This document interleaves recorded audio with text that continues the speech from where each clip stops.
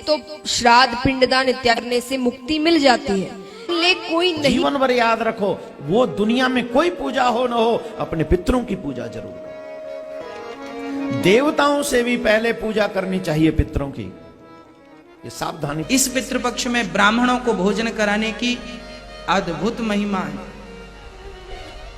ब्राह्मणों को इतना भोजन कराइए कि पत्तल में कुछ बच जाए, चाट कर ना खा जाए, सारा कुछ बच जाए।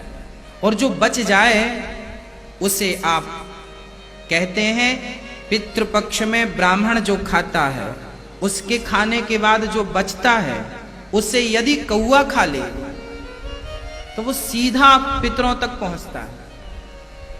तो अपने अपने इलाकों में अपने अपने साधकों के लिए अच्छे अच्छे ब्राह्मण इकट्ठे करके और सामूहिक श्राद्ध भी कर सकते, नहीं तो अपने अपने घर में कर लेना, आश्रम में आने जाने का कर। 3 वृक्ष के नीचे 16 श्राद्ध में किसी भी एक दिन आपको भोजन को रख कर आ जाइए, अपनी कामना कर कर सुख का अनुभव होगा, पितरों को शांति। हाँ, आपने पिंडदान किया, आज से लेकर के ऊपर तक के जिनके लिए पिंडदान किया गया था उनके लिए श्राद्ध नहीं हो पाया। इस पिंडदान के द्वारा उनको तृप्ति और उनको मुक्ति मिल गई। पितरों के निमित्त जो पिंडोदक क्रिया का संपादन करते हैं, पिंडोदक क्रिया के माध्यम से प्रदत्त सामग्री उन्हें पहुंच जाती है। 16 दिन 17 दिन जाकर श्राद्ध जरूर हर भारतीय आस्तिक मनुष्य को करने चाहिए। और फिर गया पिंड के बाद भी पिंडदान छोड़ना नहीं चाहिए। प्रत्येक श्राद्ध पक्ष में तर्पण श्राद्ध। अब कल लोग क्या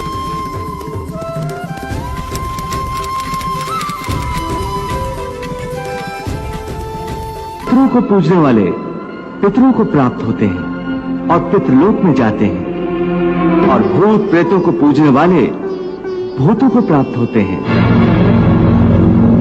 और नए जन्म में उन्हें भूत प्रेतों की योनि मिलती है। में इन श्राद्ध आदि कर्म कांड का निषेध है, और गीता जी में निषेध 9वें अध्याय के 25वें श्लोक में स्पष्ट किया है, भूत पूजने वाले भूत बनेंगे। ये देखिएगा, श्रीमद् भगवत गीता, गीता प्रेस गोरखपुर से प्रकाशित है, जयदयाल गोविंद का इसके अनुवादक है। ये है अध्याय नंबर 9, श्रीमद् भगवत गीता, श्लोक नंबर 25। देवताओं को पूजने वाले देवताओं को प्राप्त होंगे, पितरों को पूजने वाले पितरों को प्राप्त होते हैं, और भूतों को पूजने वाले भूतों को प्राप्त होते हैं, और मेरा पूजन करने वाले मुझको ही प्राप्त होते हैं। आज आपको थोड़ा सा विवरण देंगे कि ये श्राद्ध क्यों निकाले जा रहे हैं। हमारे जो धर्मगुरु थे ये अज्ञानी थे, 1 नंबर के। इनको ना अपने सिलेबस का पता था, अपने टेक्स्ट की बुक्स का पता नहीं। पुराण, श्रीमद् भगवत गीता और वेद ये हमारे आध्यात्मिक सिलेबस है, और हमारे धर्मगुरु संस्कृत जानते थे हम, और ये संस्कृत बोला करते थे। गीता का और वेदों का मंत्र तो वही बोल देते थे, अनुवाद अपने हिसाब से गलत करते थे, जिस कारण से हमारे अंदर भ्रम बना रहा कि ये बड़े विद्वान हैं, संस्कृत भाषा जानते हैं। इन्होंने सदग्रंथों को ठीक ठीक जाना होगा। इन्होंने अपना भट्ठा बैठाया और साथ में हमारे पूर्वज भूत बनवा के छोड़ दिए। गीता जी अध्याय नंबर 16 के और श्लोक नंबर 23 में कहा है कि अर्जुन, जो शास्त्र विधि को त्याग कर मनमाना आचरण करते हैं, यानी जो पवित्र सदग्रंथों में वे ऑफ वर्शिप नहीं लिखी है, साधना की विधि, और उसके आधार से जो भक्ति करते हैं उनको कोई लाभ नहीं होता। देखिएगा, यह है श्रीमद् भगवत गीता अध्याय नंबर 16, श्रीमद् भगवत गीता अध्याय 16 का श्लोक नंबर 23। जो पुरुष शास्त्र विधि को त्याग कर अपनी इच्छा से मनमाना आचरण करता है, वह न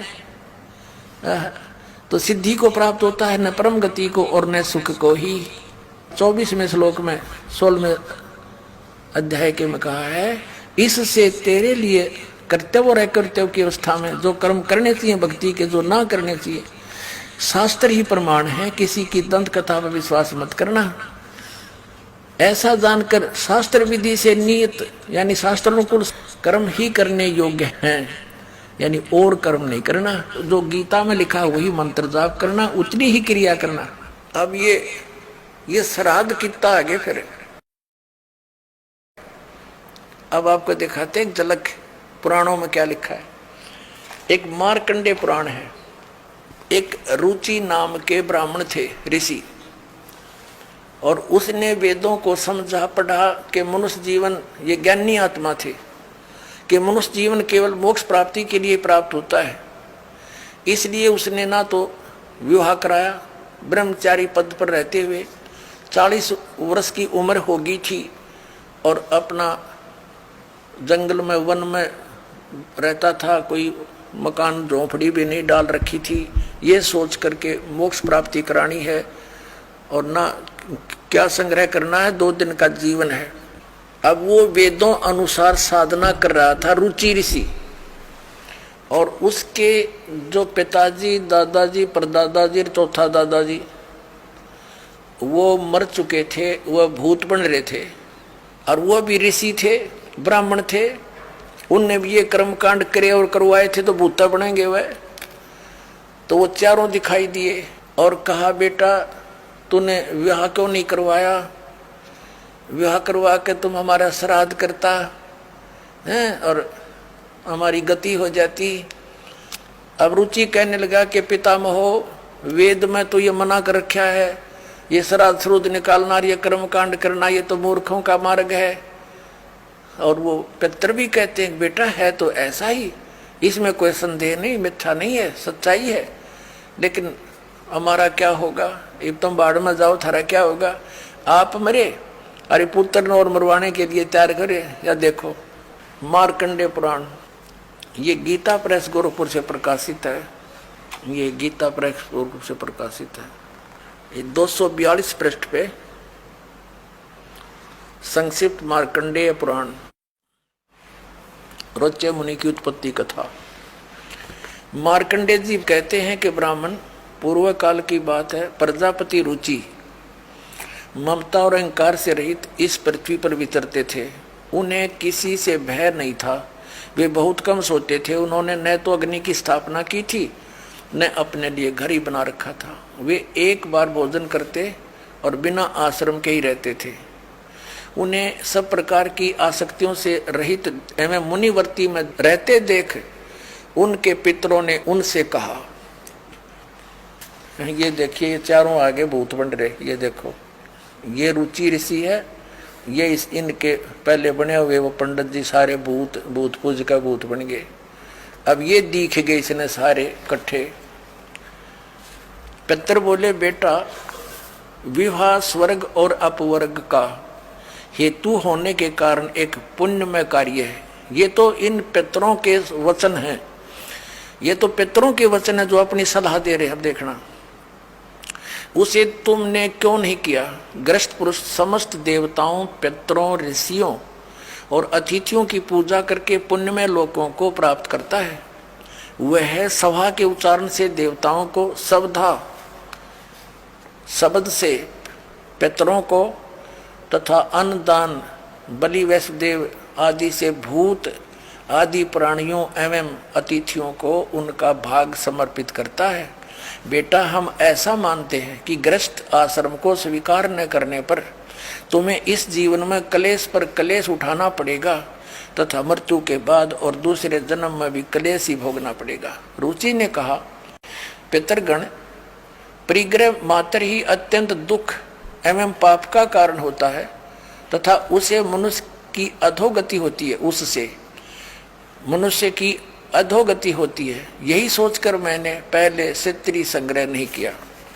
अब यहां देखो, पितर बोले, बेटा जितेंद्रिय होकर आत्मा का प्रक्षालन करना उचित है, किंतु तुम जिस मार्ग पर चल रहे हो वह मोक्ष मार्ग है। बता, इसने तो घटिया मान रहे मोक्ष मार्ग ने कि तुम जो कर्म कर रहे हो जिस मार्ग पर चले तो मोक्ष मार्ग है।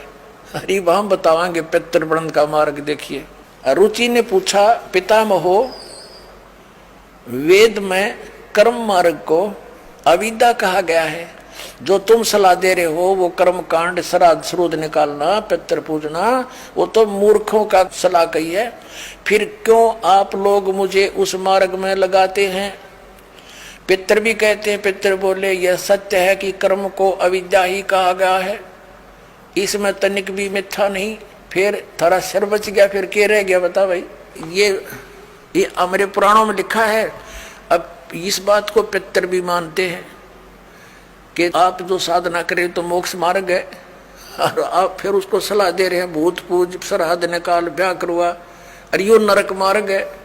और आप भी मानते हैं कि आप जो मार्ग अपना रहे हो तो मोक्ष मार्ग है। और रुचि कहता है वेद के अंदर तो इसको अविद्या मूर्खों की साधना बताई है, तो पितर भूत पूजना, श्राद्ध निकालना, और पितर स्वीकार भी कर रहे हैं, कहा ऐसा ही है, इसमें कोई मिथ्या नहीं।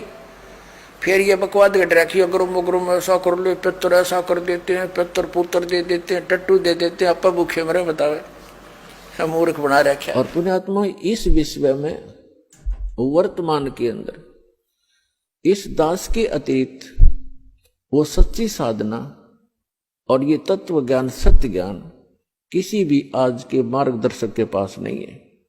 तो ये दास ही वो सच्चा सतगुरु है। तो किसी को शंका है तो तोल कर देखो, जांच कर देखो, और फिर पता लगेगा, और फिर अपना कल्याण कराओ, अपना लाभ उठाओ। इतनी सी बात है, इसमें मान और बड़ाई की बात नहीं है।